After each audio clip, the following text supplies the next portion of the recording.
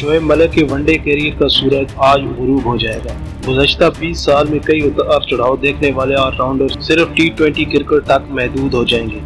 بنگلہ دیش کے خلاف ان کا الوداعی میچ کھیلنا دشوار نظر آتا ہے۔ تفصیلات کے مطابق شعیب ملک نے گزشتہ سال جون میں یہ اعلان کر دیا تھا کہ ورلڈ کپ کے بعد ون ڈے کرکٹ کو خیر آباد کہتے ہیں۔ انہوں نے آئندہ سال ورلڈ ٹی20 میں شرکت کا ارادہ ظاہر کیا تھا۔ رواں میگا ایونٹ میں آل راؤنڈر سینئرز کی ذمہ داری کا بوجھ اٹھانے میں ناکام ہے۔ انگلینڈ سے میچ میں 8 رن بنانے کے بعد آسٹریلیا اور بھارت سے مقابلوں میں وہ کھاتا بھی نہ کھول پائے۔ انہوں نے وکٹ بھی ایسے وقت میں گنوائی جب ٹیم کو ثابت قدمی کی سخت ضرورت تھی۔ شعیب ملک کو ڈراپ کر کے حارث سہیل کو موقع دیا گیا، جنہوں نے جنوبی افریقہ اور نیوزی لینڈ کے خلاف فتح میں اہم کردار ادا کیا۔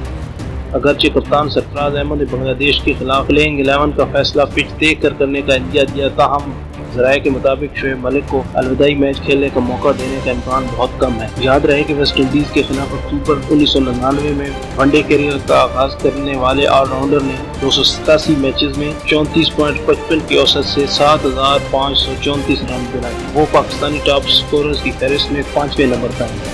انہوں نے سب سے بڑی اننگ 143 رن کی کھیلی۔ بالنگ میں شعیب ملک نے 39.18 کی ایوریج سے 158 شکار کیے۔